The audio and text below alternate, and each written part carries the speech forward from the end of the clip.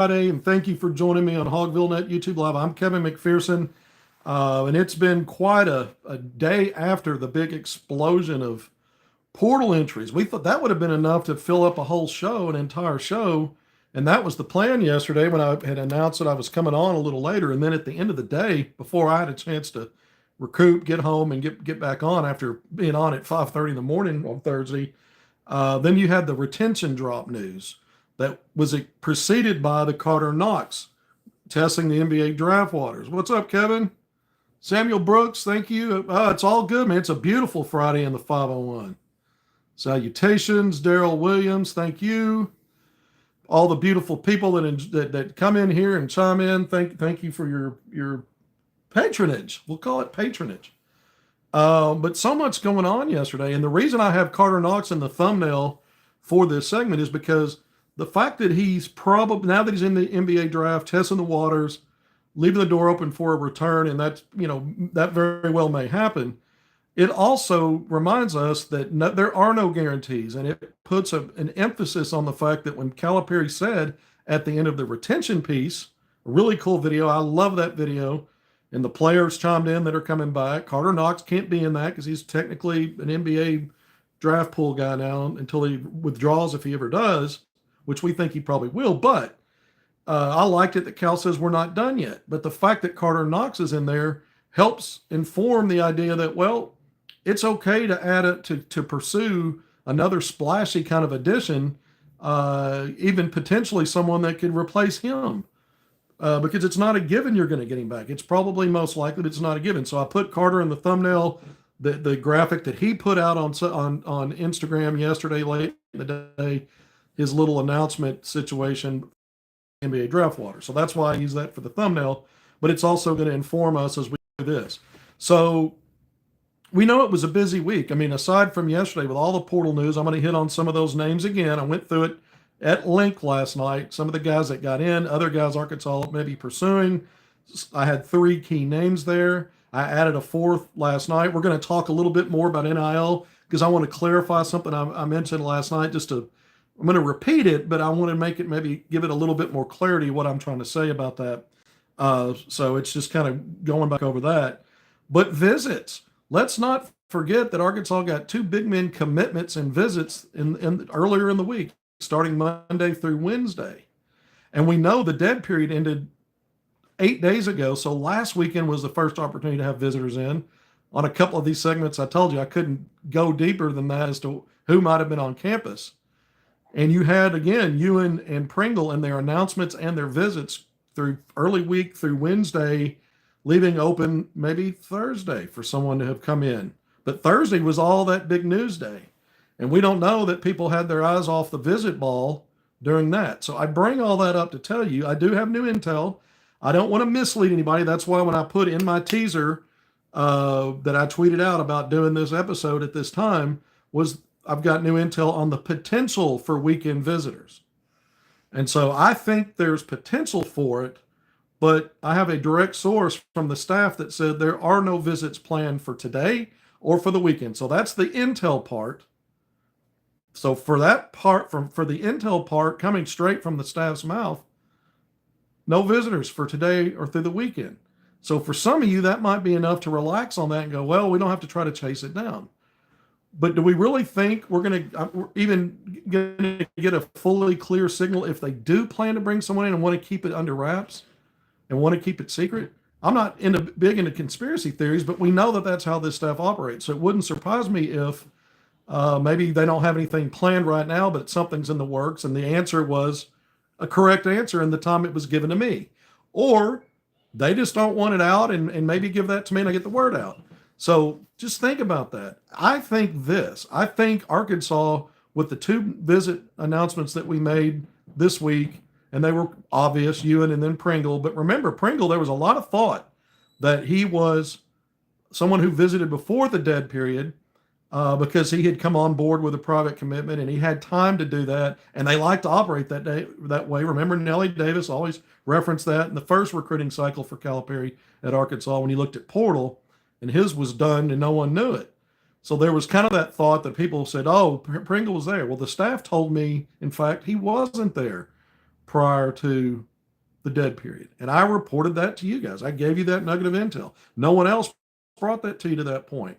And then he ends up on campus like it was laid out. He'd be that second visitor, except that his announcement got leaked out a day earlier against his what he had planned to do, and that threw things off a little bit. It created some confusion of when did he really get to campus. But it went back, so the staff was correct, was painting that correctly for me. But that was because he was coming on, going to be there, and everybody would see that. And it was supposed to coincide with when his announcement came out, but again, that came out, ended up the announcement part a day early, which again maybe was a little confusing. But the point is, sure, why not get the record correct about that? Since it's about to happen, everybody's going to see it. Might as well go ahead and acknowledge the fact that he wasn't on campus sneaky under the cloak like before the dead period. And so that was true. I'm not saying I was lied to today. What I'm saying is it may very well be true. I mean, John Calipari, everybody knows this. It's Easter weekend. He's a devout Catholic, a devout Christian. It may very well be that he's not going to, he won't be conducting business this weekend. But if Arkansas is still trying to finish things out, and they're after at least one, primary type of player, A-list portal kind of guy, you might do business this weekend and have someone in or sneak them in. So I don't take that off the table. I think Arkansas, based on stuff I've gotten last week, this past week, going into the previous weekend, when visit time was back, went back from a dead period to a recruiting period, we could have visitors.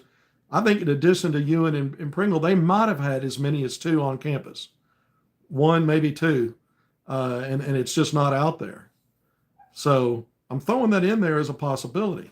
I throw it in there as a potential that they could still get somebody in this weekend, even though as of now it's not planned. I'm told no. So we believe in full transparency. We want you to, because I know fans are wondering who's coming. And I can't take it off the table that somebody will. The staff has told me they're not. But again, I just kind of went through how that might shake out. So I'm not going to completely turn my attention away from it and tracking it and trying to keep tabs on it. I think it's smart to do that. 7.5 minutes in. Thank you for joining me on HogvilleNET YouTube Live. I am Kevin McPherson. Last I checked, Arkansas still trying to fill out this roster. All the great news yesterday, and man, it was exciting. That video, if it didn't get you pumped up as a Hog fan, watching Calipari smile, and he's talking about, I met the roster and we have a roster, and pictures start popping up around him of guys coming back, and then you see each player, the theme was, I'm all in. The only player that didn't use that phrase out of the group was Trevor Brazile. I've had people asking me about his demeanor, and he did seem less than enthusiastic. It looked like he was waiting in line to, to have blood drawn or something, and wasn't in a great mood, and, made a video while he was, it just had that feel of somebody, but that's kind of his demeanor. I wouldn't read anything into that. People have asked me about it, so I'll talk about it just briefly here. I see him a lot in press conferences. His demeanor is just kind of, it's not necessarily ratcheted up. And it's always just kind of, even keeled and doesn't sound all that enthusiastic. So that's not a big deal. I wouldn't read too much into that. Because some might say, well, it looked like, maybe they're keeping him on campus against his will. He'd like to get in the portal. No, I don't see that. But he's the only one out of everybody that didn't use the I'm all in phrase. And you saw again the signed players, all 4 of those. And you're like, well, isn't it obvious they're in? They just signed. Well, some of them signed in November. Some of, the international player, I reported to you guys, along with other paperwork with Ewan and Pringle, that his paperwork was completed. And all that he was still working on as of a few days ago was his student visa. He was cleared through the NCAA Clearinghouse and through the U of A. And so it makes sense he's in that video as well, because his stuff was done too. But it was cool to have them, because as you add players out of the portal, as NIL stuff shifts and changes, there might be question marks about guys getting cold feet or looking at other things. So it just helps to have all that message one and the same. I loved it. And then immediately after that video came out, they put another video out through Calipari's Twitter account. And that one was just basically a highlight reel of these guys that were just on the video saying they were all in. The retained guys couldn't. Carter Knox again. He's not technically on the retainee list right now, but the retainees, the signed high school players, Kareem Rattal. They even had a few clips of Ewan and Pringle. So that was exciting. I mean, it's the kind of stuff when you start to realize you've got a legendary coach who recruits at the highest level, who's had just immense success at three different stops, prior stops, Final Fours at each before getting to Arkansas. Then you see how reinvigorated he appears to be, and then the results were there with how the season finished, and you're seeing that kind of retention, knowing that's crucial to building a Final Four roster. And then you've got a top 3 rated high school class. Oh, and by the way, you're now adding big men, which was a position of need, quality big men, and there's more to come. How are you not pumped? I think the only thing is the wait on getting some of these announcements might not feel great when you know the portal's closing on April 22nd, just a few days away. Did you have to wait that long? Well, maybe they did. Maybe they had to wait that long to get some things ironed out and feel certain that they're not going to have egg on their face by putting something like that out. So maybe the rest of us just need to pipe it down, chill out, and let things happen in their due course. So that's why the fact that it hit like it did was exciting, but it also makes you think, okay, we got it now. And why did it take so long? Well, they're working through some of that stuff. We were telling you, we were at the point we thought they would retain all 4 guys, DJ being the one that, maybe was a bigger question mark. The Carter Knox thing is not a shock. We weren't really, it didn't feel like it would necessarily be that he would enter the NBA draft to get his feedback, but it's smart to do it. He's left the door open, unlike Boogie Flynn and Adu Thero, who we didn't think would do that anyway. So we know there's an intent to come back if it doesn't look like he's going to be a first round pick, is what I think. There are some second round deals you can work out that are really good, could get you closer to the second contract, give you more flexibility. All it takes is one team. So I wouldn't even rule that out as something that might keep him out. But the NIL is going to be really good for him. Now let's talk NIL. So he may be a retained guy, but everything's making sense when you get the retention, quality retention, not just extras that you're like, yeah, you're calling that retention. Those guys didn't factor into what you were. They absolutely did. In fact, when your top build guys were no longer available, these guys kept making it better and better. The results weren't impacted negatively by losing certain guys that were your top 2 players. So all of it looks really good. All right, so NIL, we were asked, we've been talking about it. It came up last night on the segment that I did, and it might have been a little awkward to explain. I said Arkansas, where things are now, is around $9 million. Around $9 million on what they have between the guys they retained, the high school part of it, the international player, and the 2 big men. I said it's around $9 million. And what I said about the Carter Knox part of it was, I don't know if someone asked me, but what I was saying was, I'm not sure if he's counted in that in terms of a final number. So, and then I brought up, is it a situation where whatever his part of that 9 million is already done and definitive, regardless of the regardless of the draft process, or is there potential for negotiation in his NIL to help pull him back out of the draft? And I said, I'm not sure if that 9 million includes, regardless if he stays in the draft or not. So it could change based on that. It could increase based on that. It would obviously decrease if he doesn't come back. And so that's why, and I also said you could see this get to 12 million, maybe even exceed it. So I'll repeat that.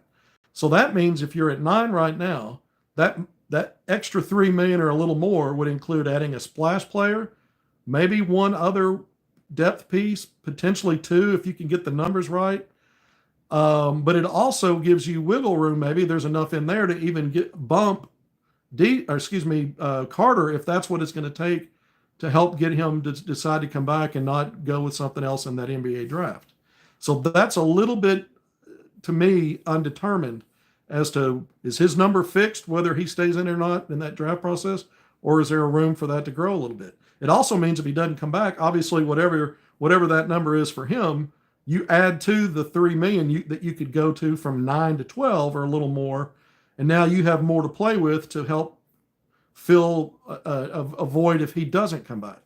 So that's clear as mud, I know, but that's the best way I know to explain it.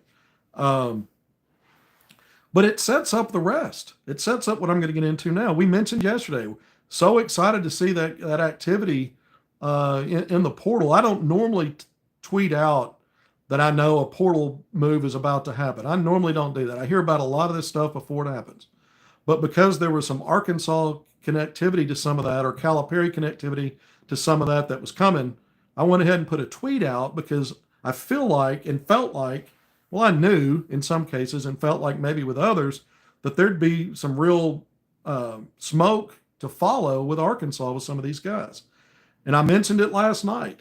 Back when I brought up Haggerty way early in the process, back in March, I don't know if it was right before the portal opened or right after it did. I mentioned him. And part of that was because I'd been hearing that there was interest there. Similar with when I was telling you guys about Keyshawn Hall before the portal opened, and Lamar Wilkerson, some of that stuff, some of that mutual interest being bantied about, either, some cases mid-season, somewhere in there. But Haggerty was one of those guys, the 6'3" guard out of Memphis, second team All-American, AAC Player of the Year. So when I got wind that he's definitely getting in, I put that tweet out, and 2 minutes later, his announcement got in. That was part of that. Arkansas, there's something there.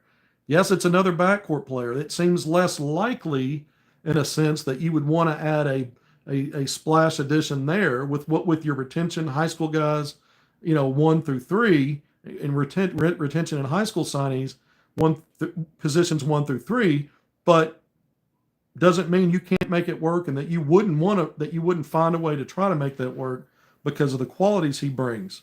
As one of the best players in the country last year and returning. He's also in the draft pool, so he's declared for the draft, so you keep an eye on something like that. But PJ Haggerty, we went through his stats, all of that last night. It's just a volume guy, 21.7 points per game. He's a really good rebounder, nearly 6 rebounds per game at 6'3", nearly 4 assists per game, nearly 2 steals per game. And a 36.4% three-point shooter. Now, he's a low volume guy. He makes about 1 3 per game. We talked about that last night. But he generates about 8 free throw attempts per game and shoots 81.8%. So there would be some give and take there. If you're trying to add guys that help you in your three-point shooting, you can't look at him and say, you know what, that definitely does it. Percentage-wise, it's okay. The volume part, is what you're looking at and going, well, how much does that really impact that? He's not really a guy that's going to make defenses change because of his three-point shooting. They're going to be playing him for drive and shot creation. And Arkansas's got slashers, and we know if they're bringing back, that's really what mostly they are in that backcourt wing spot. Carter Knox showed an ability to take good threes, even having games making multiple, and his percentage skyrocketed. We went through those numbers, but we don't even know if he's coming back. Probably will, but again, DJ Wagner, you want to see some uptick there. But just looking at this splash kind of backcourt piece that you could add, it's important to talk about what Arkansas is going to have in that backcourt. What we know they're going to have as we talk about, well, who's next? So Haggerty would be a great add, but how do you make it work where it makes sense? You don't want to backslide in some ways and have let's not forget, with Boogie Fland on the ball and DJ at the 2 and Nelly at the 3 and Arkansas trying to figure out and get their best pieces out there, it wasn't great for for DJ. And then by association, it wasn't great for Nelly. Carter Knox was kind of, in flux, who he was on the court with and coming in at the 3. Once it all settled down with Boogie out, it wasn't Boogie's fault, but DJ did better at the 1. A work in progress, but did great there for him. Nelly Davis, much better at the 2. Carter Knox, not knocking heads really with anybody, sharing those 3 duties with Billy Richmond III, but being the primary there. So you got to think about those things, even if you bring a splash kind of player in. But PJ Haggerty, if you can get him, I'm not saying that Calipari absolutely should, but it makes sense to me why there's mutual interest there even now as he goes in the portal. So could something change on that and they determine, you know what, it's Jameer Watkins, who I think may very well be the number 1 focal point. And we've talked so much about him. He didn't just go in the portal. He's been in it for a while, also in the NBA draft pool. He might just be priority number one. We're jumping around here because some of that news splashed yesterday. Haggerty was the biggest part of that. Chad Baker-Mazara, also the biggest part of that. Another guy that immediately there's real smoke and real connectivity with Arkansas. Doesn't mean they'll get him. And you can make the case, well, here is a guy that does up the needle for you for that perimeter shooting. He's also 6'7" and he's versatile enough on the wing where he wouldn't necessarily gobble up the minutes of a Carter Knox, because you can put those two together on the court. And when Baker-Mazara is on the court, he's your, let's call him your 3, and then Carter Knox is your small ball 4. And then you've got 2 other guards on the court. That wouldn't be crazy. And it certainly wouldn't be crazy to have him if you don't get Carter Knox back. It'd be great. So Chad Baker-Mazara, a lot of fans, we said it last night, he gets technicals, he gets ejected, he's always talking smack, getting in players' faces. There's all kinds of stuff, but he's a hell of a player. He's been a clutch player, and he's not as much of a ball dominant guy as maybe some of these other guys are, like a PJ Haggerty, where a lot runs through him. Even Jameer Watkins. But Chad Baker-Mazara is another guy that would make sense. And he's a 40% career three-point shooter. And he's had a long career. He's played at 3 different spots over 4 years. Duquesne, San Diego State, and then 2 years at Auburn. And he's, again, a 40%. So he's not a high-volume guy. I mentioned it last night. He's made 144 threes throughout his career. We see guys like Lamar Wilkerson and Jerron Pierre Jr., for examples, that made over 100 threes last year. So he's not Chaz Lanier, but what he takes good threes, and he's a 40% clip guy. That helps you in so many ways if it's him. I mentioned again, I go back to Jameer Watkins. He may be number 1 on the board. He's been out there for a while. I would not be surprised if Arkansas moved on Keyshawn Hall and started looking at him more seriously, especially since they were recruiting Ewan. That's why I throw out there, who else has been on campus? I'm not trying to telegraph that that's happened. I'm trying to tell you, just think about things a little bit. Maybe yes, maybe no. And again, he's a guy that might just stick in the draft process for a while. The deadline to get out is May 28 if you want to maintain your college eligibility. I think there's another deadline if you don't get drafted in July. There may be some pathway back in. I'm not sure. I need to check on that. And then, some of these things that are coming up, team workouts, individual team workouts, and then the combines like mid-May, always mid-May, the 11th through the 18th. You also have the G League Elite Camp, which is really in concert as a lead up for a few days, a couple of days into that combine, which lasts longer, and stuff like that. So we'll keep an eye on some of these guys and what those opportunities are. But if I'm calling it, we've talked about, well, what about Brazil at the 4? Well, he's the only 4 or 5 on the roster. He can get minutes, even if you add guys, they're going to be starting. Let's say it's Watkins as a 3-4, and you start 2 wings and 2 guards, and one of the big men in Brazil comes off the bench. Or you start Brazil at the 4, Jameer Watkins starts the game at a 3 spot, and you've got 2 other guys, DJ and Acuff or somebody like that. And that would be a vision if you don't get maybe Carter Knox back. But there's ways to make it work, depending upon which splash kind of player it is. I don't know that Baker-Mazara will command as much NIL based on his career production, what's projected for him. The kind of role he's had is a good role. I mean, the second leading scorer on Auburn, yeah, but a career high 13 points. He's not a guy that's ball dominant. And some of these other guys are, like Jameer Watkins and PJ Haggerty. So you got to start thinking, well, what do you prefer? What feels like it'll work? If you're making such a big deal out of retention, and we are, you're not going to put those guys on the shelf to bring in other players. You're going to make sure the minutes work out where you're not letting go of the value of that retention, but you're embracing the value of what you're bringing in. And I can look at a guy like Malik Ewan, who seems like the obvious answer for the top scorer on that front line. You could say the same thing about Trevor Brazil as maybe a guy that gives you 11 or a double-figure score at least, if he gets the right kind of role in minutes. Carter Knox. We keep talking about the same stuff. Darius Acuff Jr. So there's some, alpha, all league kind of stuff with the guys you already have It doesn't mean that one more difference maker doesn't shift things even a little bit better for you. But you want to be careful with it. So I just kind of went around all that to make that point again. BJ Freeman was another name I talked about yesterday. Keep an eye on that one. Keep an eye on BJ Freeman, the transfer from Arizona State. 6'6". I mentioned it last night. There's some question marks about him not finishing the season, being kicked off the team for reasons detrimental to the team.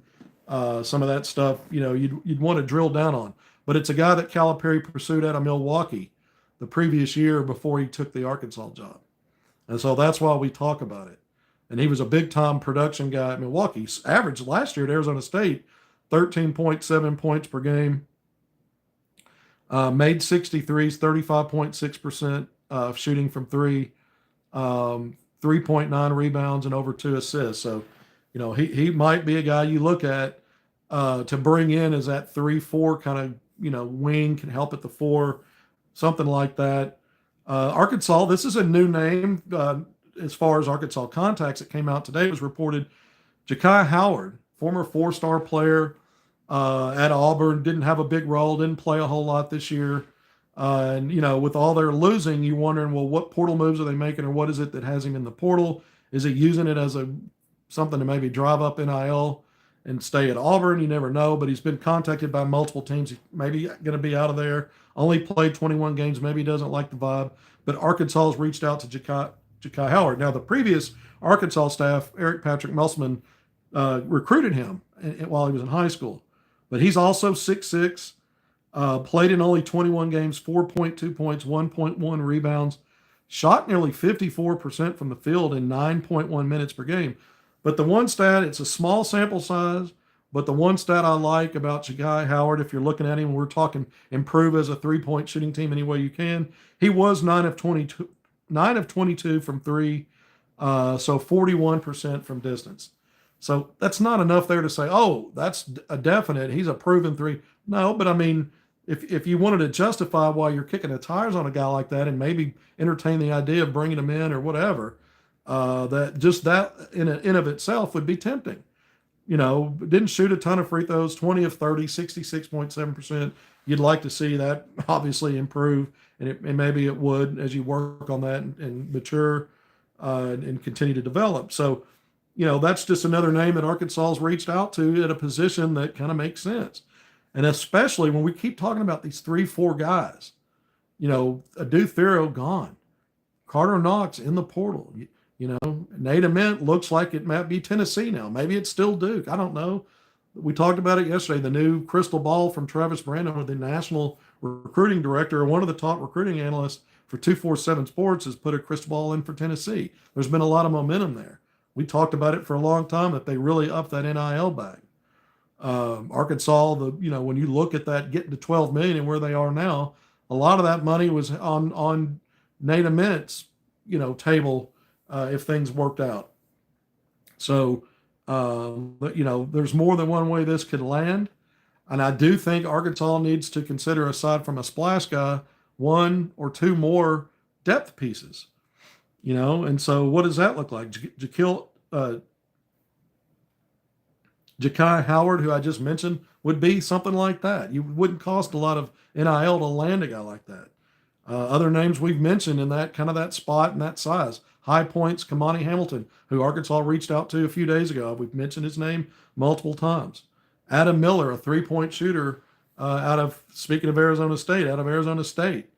But not a guy that's expecting to be a major role player, 3rd or 4th option, but shot for at least for one season last year over 43% from three on modest volume. A guy like Duke Miles, who went, I keep talking about him because he doesn't expect a big role, and he's a 43% shooter, from three last year at OU in the SEC, averaging 9.5 points per game. Then he committed to Virginia. Then he backed out of that. The latest reporting is he's going to visit Baylor today. Southern California is trying to get him in for a visit, a couple other schools. Arkansas is not mentioned right now, but it's that kind of guy that could answer a need, 3-point shooting, and could give you some kind of backup. I said Baker Mazzara. I don't think I said Murray Bowles. Someone's commenting on that.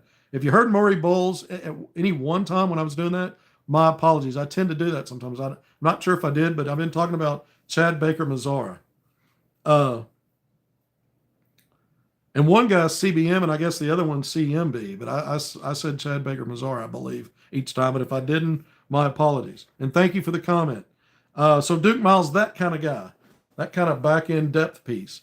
So that's why I bring it up. Another name that went in the portal today off Florida's national championship team, a big 6'5" guard. Was kind of the sixth man in that backcourt off the bench for that Florida national title team. Denzel Aberdeen, 7.7 points per game, was 36 of 103 from three this year, 35%. That's not awful, but you know he's a good. He does a really good job of creating shots. He's not just a stationary guard. Some guards are not as comfortable as he seemed to be coming off the bench and going in there and starting to cook a little bit. No, he didn't blow you away. But think about their three guards that they had that played most of the minutes. You know, when you're talking about Clayton, Elijah Martin, and Micah. What was his last name? Micah Hill. I can't remember his last name. I twisted that one up. But that's, you get the point. And so this is a guy who knows. I'm not saying Arkansas will be connected with him, but you know, if you're looking for a backcourt guy that's got that not only Final Four experience but championship experience, and you wanted to add another piece to your backcourt, it probably doesn't make sense with what Arkansas is retaining and signed. But you know, we're keeping an eye on all these portal guys. At least report to you that a guy like that's now in there. Oh, we got Diamond Hog updates. Was anybody shocked that they dropped game one against A&M? That's baseball, right? Arkansas, they're now, you know, you're trying to sweep the doubleheader. Well, we'll see what happens. I didn't come on here to talk baseball, though, didn't I? I didn't come on here to paint either. Thank you, Bobby Petrino. All right, so who else did we leave out today? Onyensu, the big man, Uganda. I keep reminding you guys I was told to keep an eye on that. You know, has he been on campus already? Maybe, or maybe a guy to keep it on for that frontline depth. 7-footer, shot blocker. Played 2 years with Cal. Last year at Kansas State. Back in the portal. There's a player, and I always butcher his last name as well. I remember when Arkansas played Baylor, I was afraid to try to pronounce it, so I just called him Josh O. And so I'm not going to try today. You know, it's one of those 10-letter last names, OJIANWNNA or something like that. Josh O. I've been asked about him multiple times, and I've not talked about him once since it was apparent to me that Arkansas was going to get Ewan and Pringle. So I didn't talk about this one because I didn't see a fit.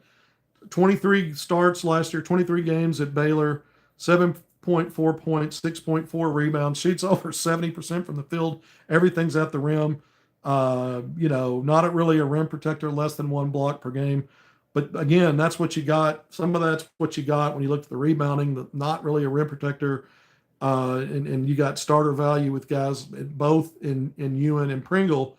So this guy, unless he's willing to, let's say that he could get an NIL bump coming to Arkansas as a third option, but he's not nearly going to have the role that he had at Baylor last year. It just doesn't feel like that'd be something where that could go, but I'm going to go ahead and mention him because I've had a couple of people ask me about it. So I feel like let's go ahead and get that in there. You know, could you convince someone like that? So we'll see. All right, we're going to wrap it up now. 33-50 minutes in. I'm not going to make it to 35 on this one. Thank you for joining me on HogvilleNET YouTube Live. I'm Kevin McPherson. Please hit subscribe, like, and share. Turn on the notifications if something breaks. If I spy a visitor, if I find out there is a visitor this weekend, I'm coming back on. Or if we hear something else that needs to be talked about, I'm going to break back in. If not, I'm still probably coming on at some point tomorrow.